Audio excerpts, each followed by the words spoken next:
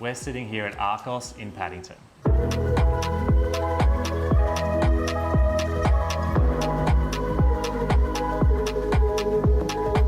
ARCOS is a personal residence that consists of 8 bedrooms. 3 of those bedrooms are in a granny flat. There's 6 bathrooms. It houses 8 vehicles. There's also 3 living rooms, and construction was finished in late 2020.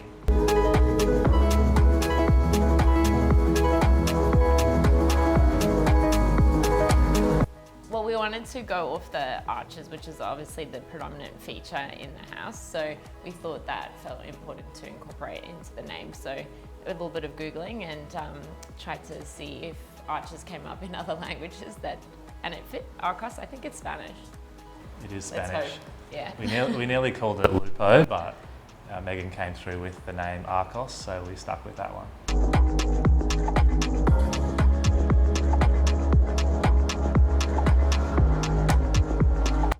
Being our own home, we wanted this one to be special.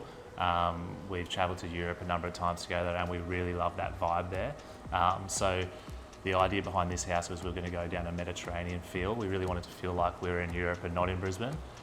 So I think from the outset, all the design decisions from day one, whether it was the arches and the architecture externally or the little detail internally, we really wanted to feel like we're overseas in a hotel, and I think we've really achieved that, and it does feel like that when we get home from work each day.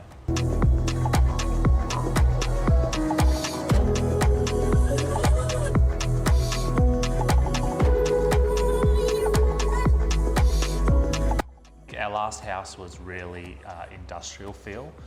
In this particular house, we had a Queenslander that we had to stick with due to the Brisbane character rules. So knowing we had to stick with this style of house, we then started looking at some European-inspired villas. And then we started brainstorming and it really evolved from there. I think we ended up having about 60 to 70 inspiration images that we used to really guide the design, and then it evolved from there.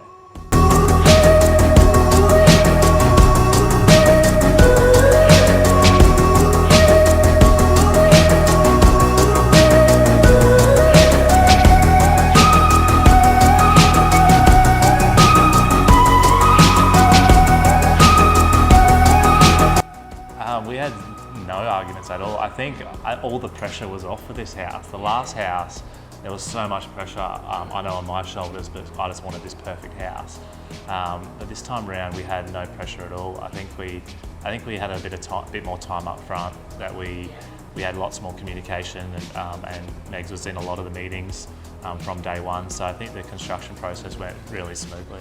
I was markedly more involved this time around than our last house. I think we learned from our last house that only coming in after the design process and then highlighting all the things I disliked obviously wasn't very helpful to poor Rob. So I was involved from the beginning in the architecture meetings, and that's when I kind of positioned that I predominantly wanted arches as a main feature.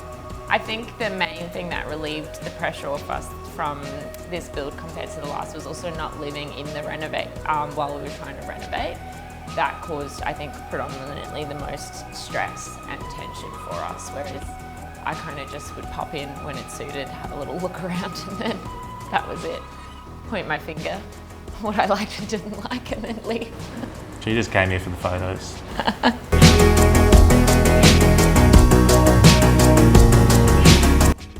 As Meg said, I think after our last house, although when we finished it we thought it was such an amazing home, when we did start designing this new home, we noticed all the things that were missing in our last house, and we didn't just try and design the house to suit us now, but we tried to design the house to suit us and how our family would be in 5 and 10 years' time.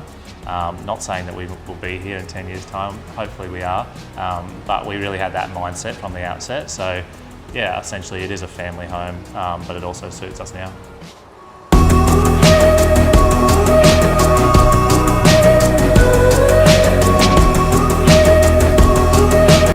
I think one of the biggest items that I was unsure about during design, which I actually love now, is the spa, or what we call the grotto.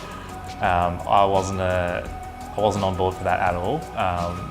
Meg's really pushed that, and it's probably one of our most used spaces in the house. I think my favourite feature is definitely when you're standing in the kitchen and you're looking over at the staircase.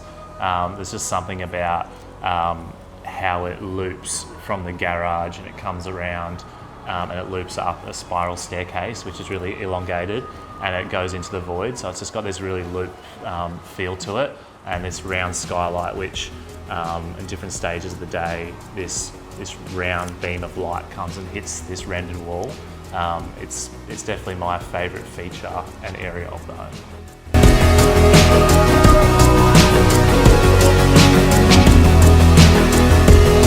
So a huge part of our inspiration of the whole design was the internal render colour you can see behind us here. It's not really a colour, it's actually a mix of materials. So we had a bunch of goes. We actually stupidly started on the staircase and the void because it was the highest section we wanted to work down.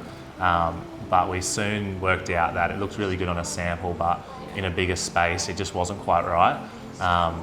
It was about $4,000 worth of work at that stage that I didn't want to go over or redo.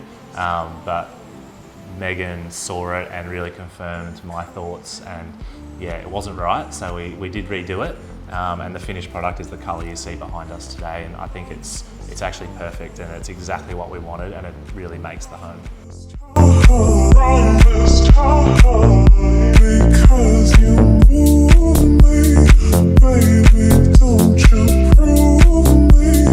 Yeah, we spent a fair bit of time entertaining this house, so I think the winner is definitely the flat grass, which is AstroTurf, which predominantly I don't really like fake things, but it's been a massive hit. It's really good for entertaining.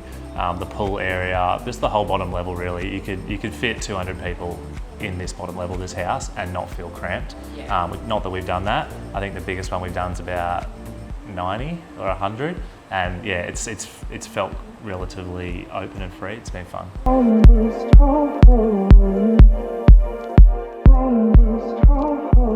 Well, I have to hold him back on the amount of parties he wants to throw. Yeah, I think it's perfect for that. It's definitely got exactly what you need when you want to kind of entertain. And one of the things we said when we were designing is we like it to feel like it moves between different spaces in the house while you're entertaining. So you might start at the dining room table, which fits 12, and then move down into the sunken lounge. And then as the night transpires, of course, you might move into the spa. So it feels like one night you kind of have all these multiple elements to it, which we've found to be a lot of fun.